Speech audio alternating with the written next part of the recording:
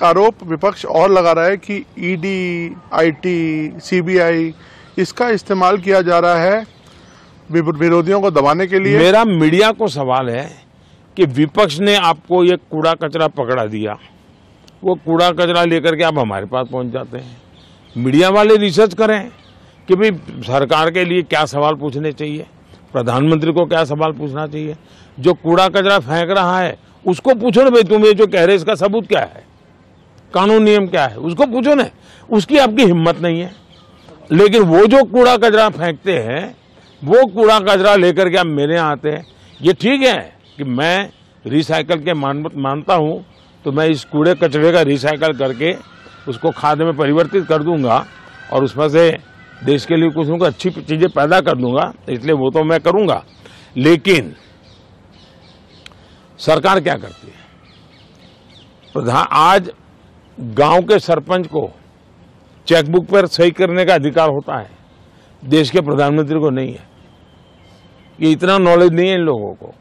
देश के प्रधानमंत्री के पास इस प्रकार का कोई अधिकार नहीं होता है। मोदी सरकार का मैंडेट क्या है? मोदी सरकार ने अपने अफसरों को कहा है कि मेरी सरकार करप्शन के विषय में जीरो टॉलरेंस। अब ये दफ्तर के अंदर बैठे हुए लोगों का काम है कि उसको लागू करें।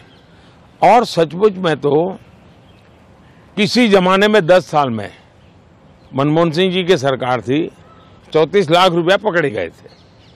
34 लाख रुपया मतलब एक स्कूल बैग में आप आ जाए। वर्तमान में ईडी ने 10 साल में 2200 करोड़ रुपया पकड़ा है। ये तो टीवी पर दिखता है, ये तो कोई झूठबाजी हो नहीं सकती है। अब जो 2200 करोड़ देश को वापस लाया है, ये उसका सम्मान होना चाहिए, उसको गाली गलौज होना चाहिए। तो गाली गलौज कौन करता है? जिसका पैसा गया है वो गाली गलौज कर रहा है।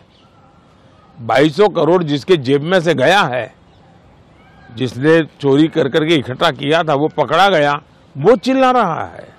इसका मतलब ये जो चोर पकड़े जा रहे हैं, इसमें जिसकी भागीदारी होगी वो चिल्लाएगा। केजरीवाल जी अभी जब जेल से बाहर आए तो उन्होंने कहा कि प्रधानमंत्री जी ही तय करते हैं कि कौन जेल जाएगा। वो कहते हैं सोरेन को और मुझे उनके इशारे पे जेल में डाला गया।